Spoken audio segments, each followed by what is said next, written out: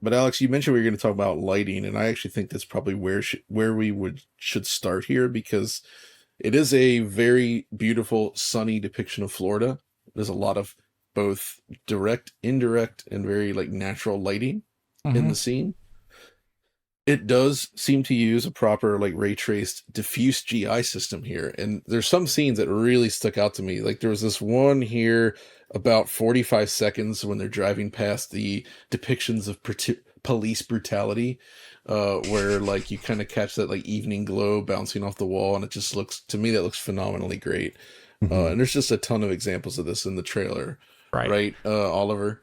Yeah, I would say so. I think that like all throughout this trailer, in almost every shot where you get a kind of that sense of that indirect diffuse lighting there, it looks really fantastic, and that's particularly obvious in the characters where you can see some of that bounce, like Alex pointed out, at about 16 seconds. There's also another shot with that same character, I think, later in the sequence that shows off similarly good bounce lighting there.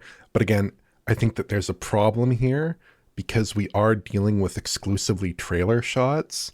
Like Right. it's a little bit tough to say exactly how good this game's GI presentation would look during gameplay, for instance, because like if you go back to a game like Final Fantasy VII Rebirth, which obviously we had some critiques of that game's real time, indirect lighting there during gameplay. If I just cut together 3 minutes of Final Fantasy VII Rebirth cinematics, you'd think, oh, the GI is great in this game because they're faking it all right in those cutscenes. They do such a tremendous job in those cutscenes. So in this case, I do think that they'd have a systemic solution. I do think they have an RTGI solution, probably a per pixel RTGI solution. It does look really good and really high quality and consistent throughout. But exactly like those, again, like Alex pointed out, those like super fine details, where they're really getting like an exceptional level of lighting Right. fidelity. You have to caveat everything with, yeah, that might not be 100% reflected in gameplay, in freeform gameplay, right? I agree with that. But if we look back at what Red Dead Redemption 2 did, I would argue that that's an example of a game where the lighting did not see a noticeable upgrade in the cutscenes. And if anything, the cutscenes in that game sort of revealed flaws with the rendering Hmm. that were less noticeable in gameplay, Due to right? camera distance Mhm. and whatnot. I'd also say, yeah, Yeah. like you didn't.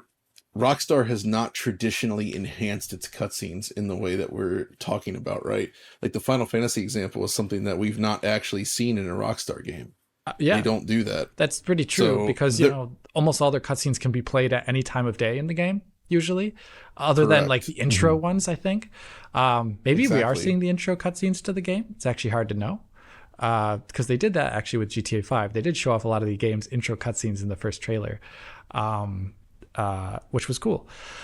I guess another thing to emphasize about the RTGI is I do think it is, and Oliver said, and we said that the last trailer too. And I think there's even greater evidence of it in this one beyond the fact that we are looking at cutscenes primarily. There's a shot for something that can really only be done with RTGI, and that's at 2 minutes and 7 seconds when the car's driving by and you see like this neon strip Oh lighting yeah. on the side of this Mhm. underhang area, like parking area in front of what might be a motel hotel or something like that. And it's like pink. And you can, if you follow the line, all the lighting follows it too along the edge. And that's something really you can't do with raster lighting at all. Just area lights just don't exist really as a good concept other than ones that are defined by specific shapes, like Mhm. rectangles, limited circles, and things like that. And here, this was something that when with the GTA 5 next gen enhancement was brought to PC, they brought RTGI there, and it could also cover such situations like this one. And it's something that we also see in some games that do use RTGI as well too.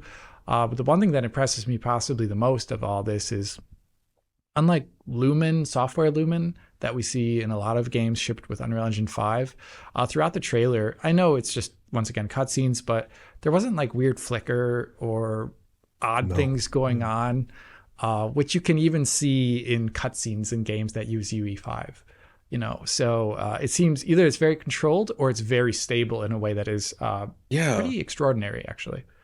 Right? It's very temporally stable in a way that doesn't feel distracting, Hmm. which is exactly the problem we've seen with specifically, especially ray traced lighting on consoles in a lot of games, right? Especially Unreal Engine 5's Lumen implementation. It just has that noisy kind of like hazy look where you can almost see it moving like it's alive. Yeah. We're not getting too much of that here, which I think is great. So Uh, I think the lighting solution they have here is extremely impressive. They were very good with lighting in Red Dead Redemption 2 already, I would say, but obviously they've upped their game here now with real-time ray tracing, which I think many of us have kind of argued, I think you might agree, Alex, that real-time time of day changes are not actually that suitable for many games. Yes, But they Grand are. Theft Auto is one where it's absolutely a must, Yeah. and I think they made the right choice here.